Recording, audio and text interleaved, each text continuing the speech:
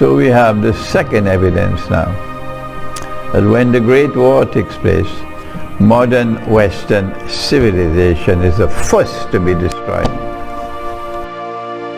There is a third way of now analyzing the subject, and that is that Allah sent mankind on earth, and He sent to us guidance and prophets.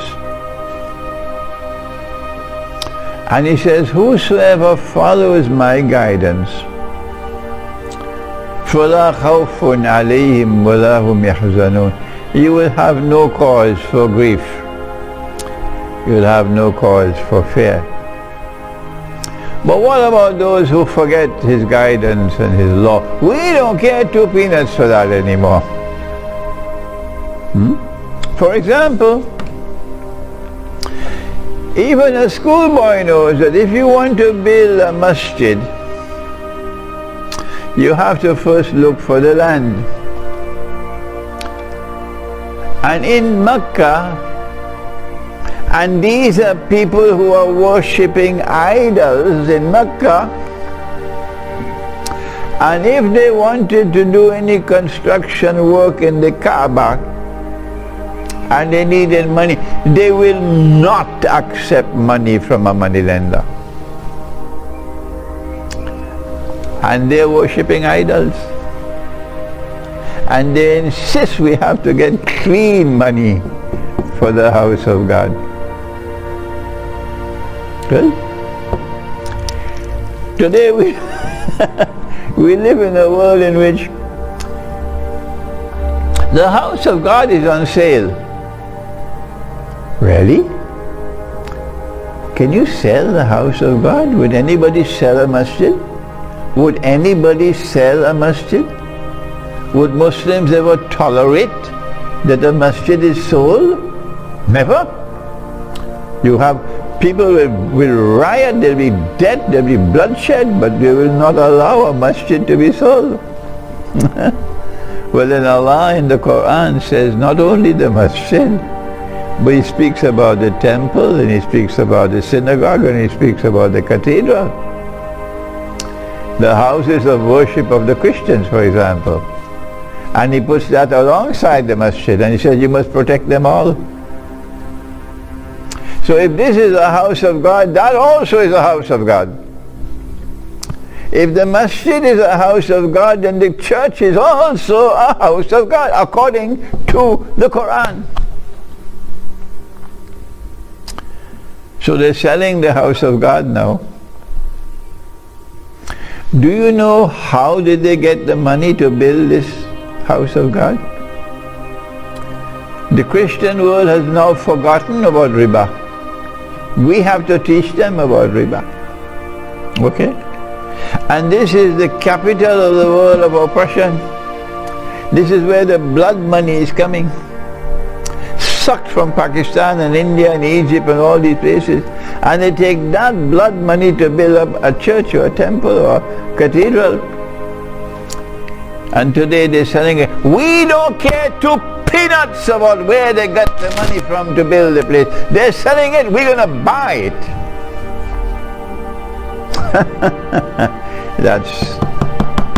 That is what you are today. We don't care 2 peanuts for it. So what does Allah do? When you don't care 2 peanuts anymore for the law, we will buy the temple, we will buy the cathedral and convert it to a masjid. We don't care how they got the money. In the Quran, when you abandoned the law and you went fishing on the day of the Sabbath, this was yesterday's lecture, Allah responded with terrible punishment. He said, Kunu kiradatan khasi'in, be apes, despise. So the divine anger against the moneylender, the divine anger against homosexuality is the same divine anger against those who abandon the law. And that's Western Christianity today. The Western Christian world is not the same as Russia, not the same as the Orthodox Christian world. This side of the world have said, we don't care for the law anymore. And if we want to enact legislation, we'll do it for a man to marry another man and get a marriage certificate. So when Allah's destruction is to come in the Great War, who are those who are on the first named on the list? Answer: the modern West. This book was written to explain that subject. Now then, having gone to the Quran to explain the Great War, we now try to describe the war itself.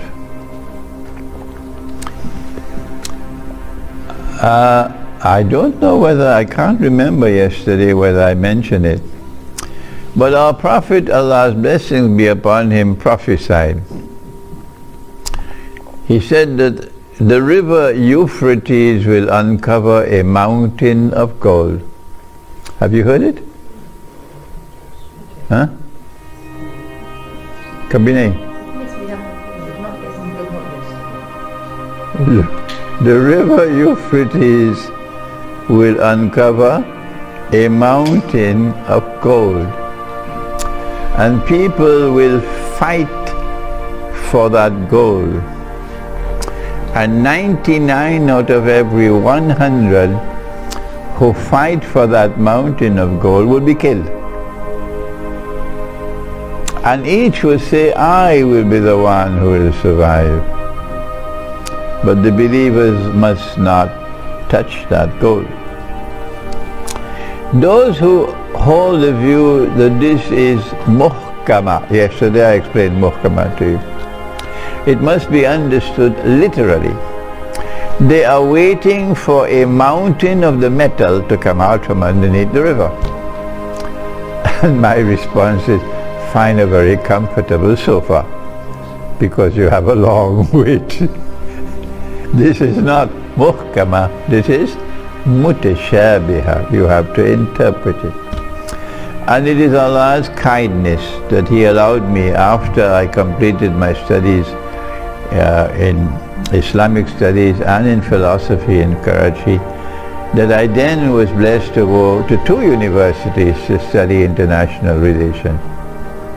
And that included studies in international monetary economics. I've lived a unique scholarly life. So when I saw that hadith, Allah blessed me to interpret it. That they gave us a monetary system in which they said, this is 1944, the Bretton Woods Conference in upstate New York, and then the emergence of the International Monetary Fund. That only the US dollar has a link with gold, no other money.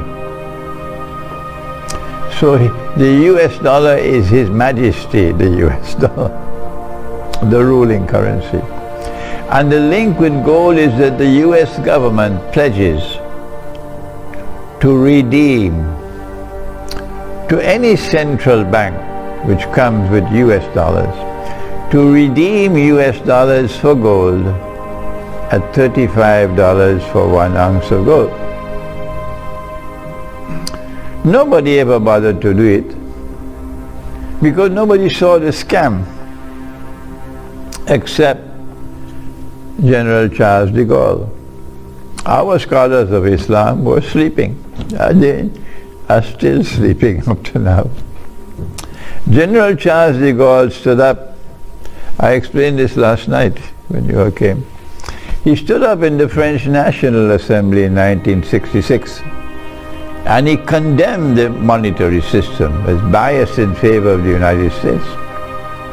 So the Zionists got to work and they brought him down the way they brought down Imran Khan. But France as a state continued to oppose the monetary system. And France was taking US dollars to Washington and say, give us the gold. at $35 an ounce. By September 1971, the United States was catching something called cold feet. I don't know what's the Urdu expression for that, to catch cold feet.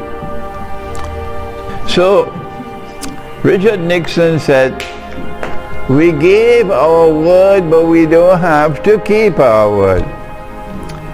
We are reneging on our obligation to convert US dollars for gold. We're not going to do it anymore.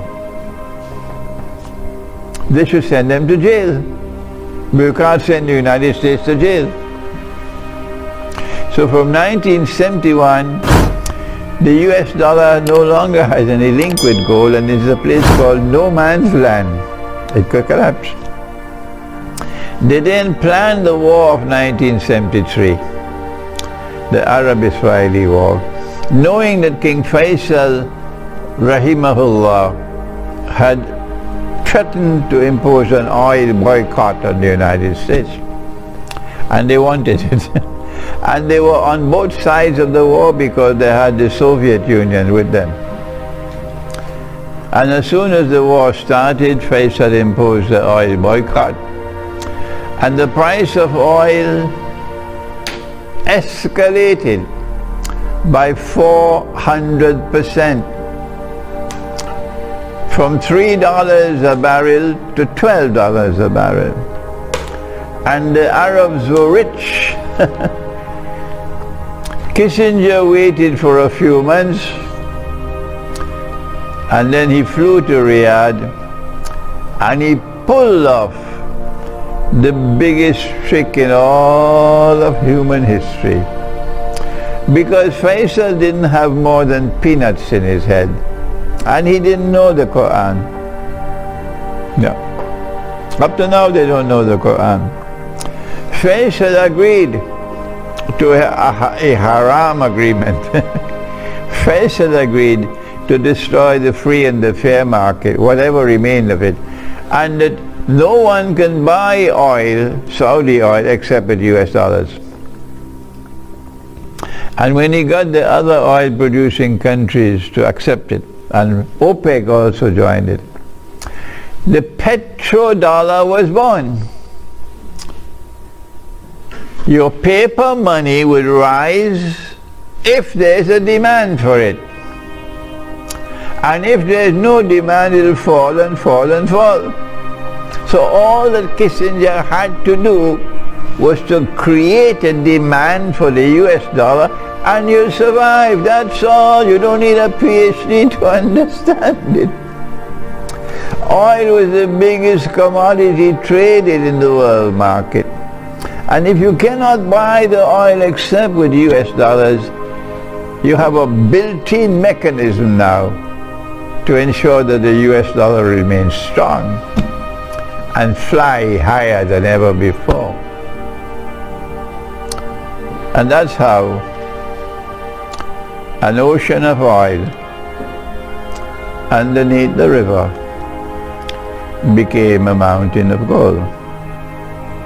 But they will shut the doors of the masjid on Imran Hussein. You're not allowed to explain any hadith like no one has ever done before. We will shut the doors of the masjid on you. We'll block you every way we can block you.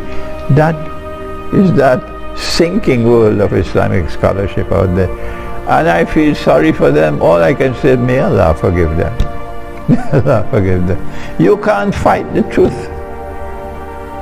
No, you can't fight the truth. So an ocean of oil underneath the river now became a mountain of gold. This is the ta'wil, or the interpretation.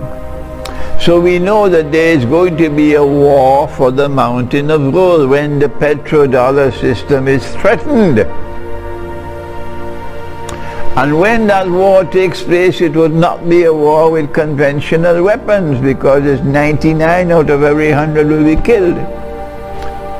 So you don't need a PhD to realize that this is also the malhama. Oh no scholar in history ever said this is the malhama. How could Imran say that? Don't worry. You eat your biryani and go home and sleep. History will leave you behind, and history will move on. That's their pathetic future that awaits them. History will leave them, and history will move on. They'll be left behind by history, and they don't understand it. Is the mountain of gold now at risk? Is the US dollar in more peril today than ever before? When they imposed sanctions on Russia, more sanctions than ever before, no one ever exposed those sanctions, and the Russian ruble was falling, what did Putin do? He did the same thing that Kissinger did. He said, you want my oil, you pay for it in rubles. And they want his oil, they can't do without his oil. He said, if you want my oil, you'll have to pay for it in rubles. They said, but the sanctions means we cannot pay in rubles, we have to pay in euros. So Putin said, no problem. You will pay in your euros, but that would not be the end of the transaction. You're not going to get your oil as yet. When we take the euros and we change it to rubles, only then will the transaction be finished. And then you get your oil. That's what's happening now. And the Russian ruble began to rise. Was it yesterday I mentioned China? No, last night I mentioned it. A few years ago, China offered Saudi Arabia that we will buy your oil, and China is the biggest customer of Saudi Arabia. China said, I'll buy your oil from you and I'll pay for it in Chinese yuan. And when I pay for it in Chinese yuan, I will then redeem the yuan for gold. So we will not be in violation of the IMF. The Saudis realized that if they did this, that's the end of Pax Americana. And so the Saudis hesitated until the elections in the United States. And in the elections, Biden blasted Mohammed bin Salman and said, this is the man responsible for the assassination of Adnan Khashoggi, who was working in the United States for an American newspaper. And Biden said this man is a pariah.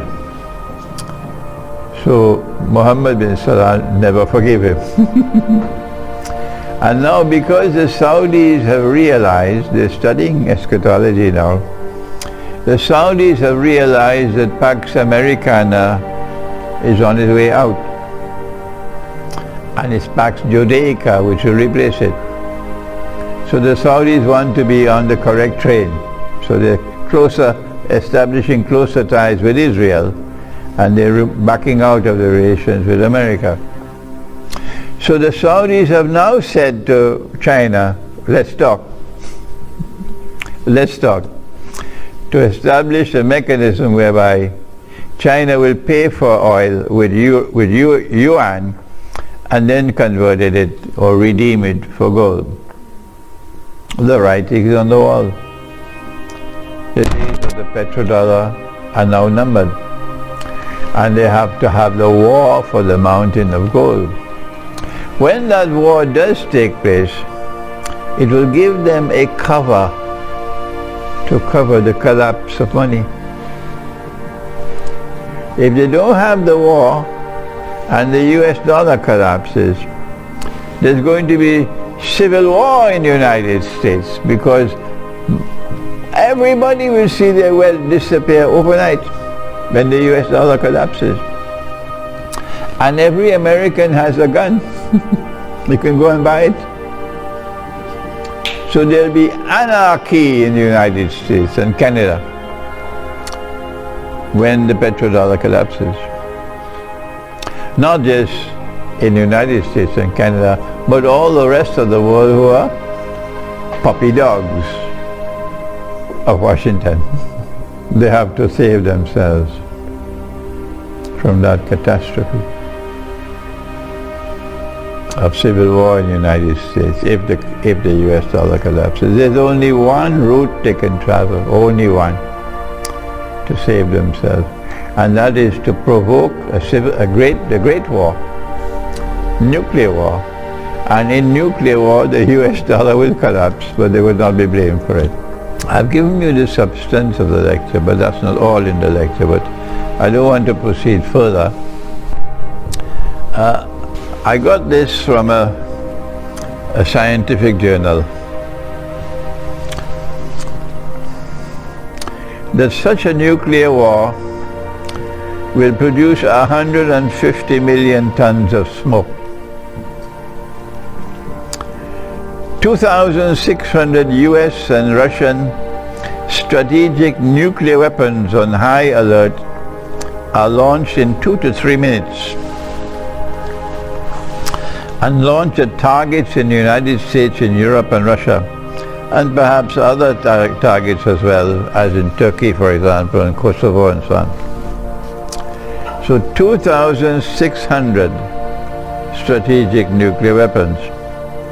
Since this was written, probably more than that now. And in addition to that which is officially known, there's that which is secret, that we don't know about.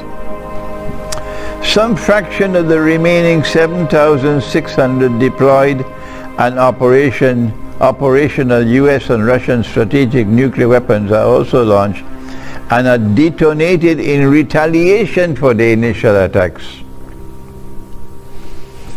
Hundreds of large cities in the United States, Europe and Russia are engulfed in massive firestorms which burn urban areas in tens or hundreds of thousands of square kilometers. The whole of Britain, the whole of this island in flames, the whole country in flames. 150 million tons of smoke from nuclear fires rise above the cloud level and into the stratosphere, where it quickly spreads around the world and forms a dense stratospheric cloud layer. The smoke will remain there for many years and block sunshine. The smoke blocks up to 70% of the sunlight from reaching the Earth's surface in the northern hemisphere, and about 35% of the sunlight is blocked in the southern hemisphere. In the absence of warming sunlight, surface temperatures on the Earth become as cold or colder than they were 18,000 years ago at the height of the last ice age. There will be rapid cooling of more than 20 degrees centigrade over large areas of North America, and of more than 30 degrees centigrade over Eurasia, including the agricultural region. 150 million tons of smoke in the stratosphere will cause minimum daily temperatures in the largest agricultural regions of the northern hemisphere to drop below freezing point for 1 to 3 years. The frost at night time would prevent food from ever being grown. Average global precipitation will be reduced by 40% during the prolonged cold. Growing seasons for food would be eliminated for many years. You can't grow any food. Massive destruction of the protective ozone layer would also occur, allowing intense levels of dangerous UV light to penetrate the atmosphere and reach the surface of the earth. Massive amounts of radioactive fallout would be generated and would spread locally and globally. And the targeting of nuclear reactors would significantly increase the fallout of long-lived isotopes. Gigantic ground-hugging clouds of toxic smoke would be released from the fires. Enormous quantities of industrial chemicals would enter the environment. It would be impossible for many living things to survive the extreme rapidity and the degree of changes in temperature and precipitation combined with drastic increases in UV light, massive radioactive fallout, and massive releases of toxins and in this industrial chemicals. Already stressed land and marine ecosystems would collapse. Unable to grow food, most human beings would starve to death. A mass extinction event would occur similar to what happened 65 million years ago, when the dinosaurs were wiped out following a large asteroid impact with the Earth. 70% of species became extinct, including the animals, which were all greater than 25 kilograms in weight. Even human beings living in shelters, equipped with many years' worth of food, water, energy, and medical supplies, would probably not survive in the hostile post-war environment. This is a scientific evaluation of what will happen in the Great War. But we say human life on earth will not become extinct. That there's part of the world which will survive. Because, for example, within 7 years of the Great War, a Muslim army will conquer Constantinople. So we don't share this pessimistic scientific view that all human life will become extinct. For then the Great War takes place, that's the end of history, everything finished. That's not true. A nuclear war has never taken place in history. This is the first time. So there are no experts. I suggest to you, this is a small book, the Quran, the Great War in the West. It wouldn't take you more than 2-3 hours to read this book.